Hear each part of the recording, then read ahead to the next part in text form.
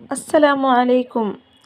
அல்லாவின் நல்லடியார்களே, அல்லாஹ் உங்களை காத்திருக்க வைத்திருந்தால், அல்லாஹ் உங்கள் குரலை துஆவில் கேட்பதை விரும்புவதால்தான். சில நேரங்களில் நீங்கள் உணரும் வழி அல்லாஹ் உங்களை மீண்டும் தன் பக்கம் அழைக்கும் அழைப்பாகவே இருக்கும். நீங்கள் அமைதியை கேட்டீர்கள், அதனால் உங்களுக்கு பொருந்தாததை அவன் நீக்கிவிட்டான். இரவில் நீங்கள் சிந்தும் கண்ணீர் கவனிக்கப்படாமல் இல்லை. அவை மலக்குகளால் பதிவு செய்யப்படுகின்றன. சில நேரங்களில் அல்லாஹ் உங்கள் துஆக்கு தாமதம் செய்வான்.